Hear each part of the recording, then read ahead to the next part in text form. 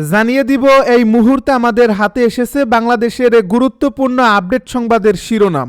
শুরুতেই থাকছে একটি গুরুত্বপূর্ণ প্রতিবেদন। নির্বাচনের ময়দানে কূটনৈতিক ঝড়, শেখ হাসিনার কঠোর হুঁশিয়ারি, জাতিসংঘের চিঠি ও ডক্টর ইউনূসের উপর বাড়তে থাকা আন্তর্জাতিক চাপ। এ নিয়ে থাকবে আমাদের একটি বিস্তারিত প্রতিবেদন, তাই সম্পূর্ণ ভিডিও জুড়ে আমাদের সাথেই থাকুন। এবারে জানিয়ে দিব প্রকাশ্যে এনসিপির বড় কর্মীকে গুলি, তার মোটরসাইকেল নিয়ে পালালো দুর্বৃত্তরা। সবশেষে জানিয়ে দিব ওবায়দুল কাদের সহ 7 আসামির পক্ষে 2 জন আইনজীবী দেবে রাষ্ট্র। এতক্ষণ শুনছিলেন হাতে থাকা আপডেট সংবাদের শিরোনাম, এবারে বিস্তারিত। তবে তার আগে অনুরোধ রইল ভিডিওটিতে একটি লাইক এবং কমেন্ট করে জানিয়ে দিন ভিডিও সম্পর্কে আপনার মূল্যবান মতামত। আরও জানিয়ে দিন ভিডিওটি কোথা থেকে দেখছেন বা কোন জেলা থেকে দেখছেন। নির্বাচনের ময়দানে কূটনৈতিক ঝড়, শেখ হাসিনার কঠোর হুঁশিয়ারি, জাতিসংঘের চিঠি ও ডক্টর ইউনূসের উপর বাড়তে থাকা আন্তর্জাতিক চাপ।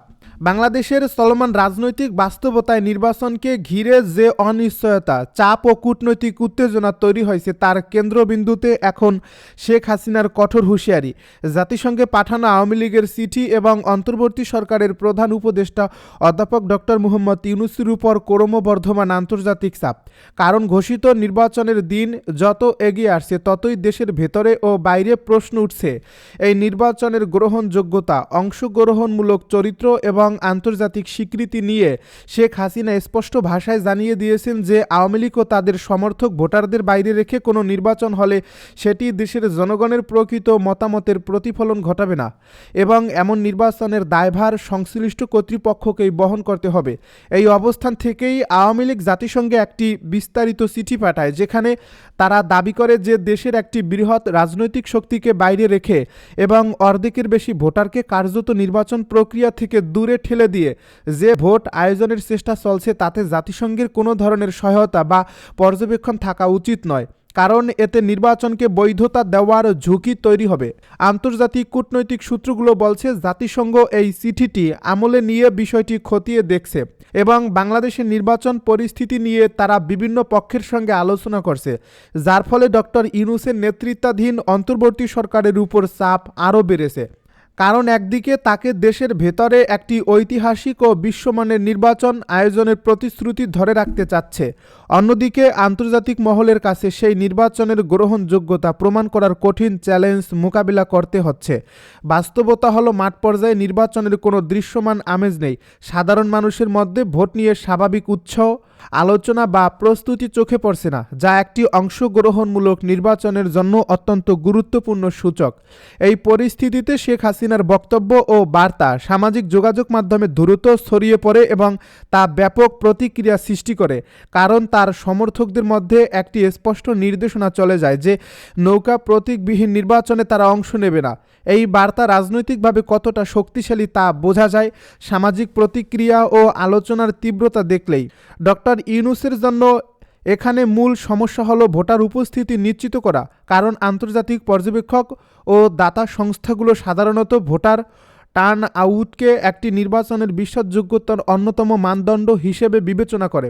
যদি একটি বড় অংশ ভোট বর্জন করে তাহলে সেই নির্বাচন যত সুষ্ঠুভাবেই পরিচালিত হোক না কেন তার গ্রহণযোগ্যতা প্রশ্নের মুখে পড়বে, যার ফলে শেখ হাসিনার এই হুঁশিয়ারি কেবল একটি রাজনৈতিক বক্তব্য নয়, বরং এটি একটি কৌশলগত চাপ যা নির্বাচন প্রক্রিয়ার উপর সরাসরি প্রভাব ফেলতে পারে।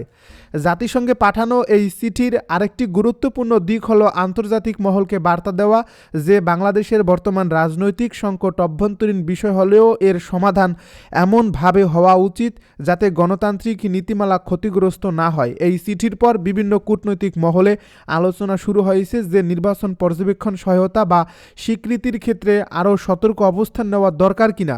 এদিকে নির্বাচন কমিশনের পক্ষ থেকে বিদেশে পর্যবেক্ষকদের জন্য থাকা খাওয়ার ব্যয় বহনের প্রস্তাব ঘিরে দেশেই সমালোচনা তৈরি হয়েছে, কারণ এতে নির্বাচন ব্যবস্থাপনার নিরপেক্ষতা নিয়ে প্রশ্ন উঠছে।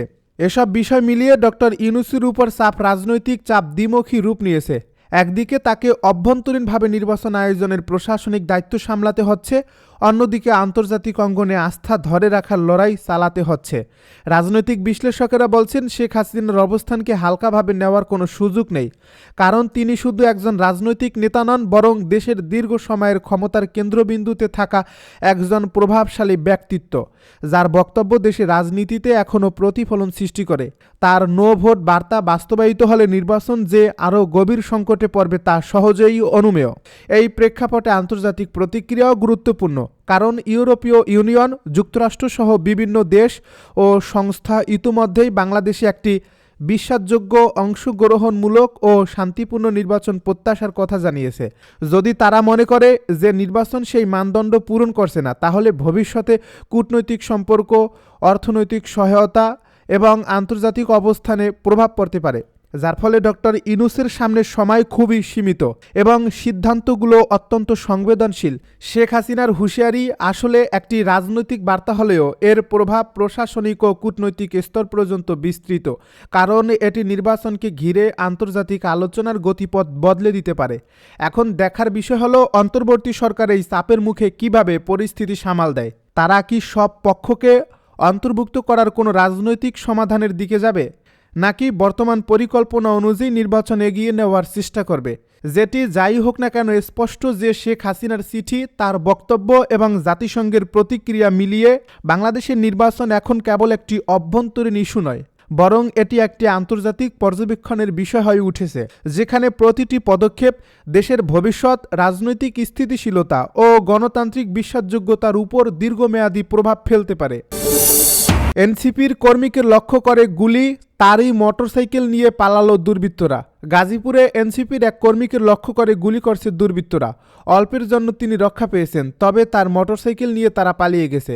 আজ বৃহস্পতিবার দুপুর 12টার দিকে নগরের যোগীতলা এলাকায় এই ঘটনা ঘটে। এনসিপির ওই কর্মীর নাম হাবিব চৌধুরী। তিনি গাজীপুর নগরের বাসন থানার মুগরখাল এলাকায় থাকেন। তার গ্রামের বাড়ি নারায়ণগঞ্জের সোনারগাঁ উপজেলার ব্রাহ্মণ বাউগা গ্রামে। পুলিশ ও প্রত্যক্ষদর্শী সূত্রে জানা যায়, হাবিব চৌধুরী তার পুরনো একটি মোটরসাইকেল বিক্রির বিজ্ঞাপন দিয়েছিলেন। আজ দুপুর 12:30টার দিকে যোগীতলা এলাকায় দুই ব্যক্তি মোটরসাইকেল কেনার আগ্রহ দেখিয়ে তার সঙ্গে সাক্ষাৎ করেন।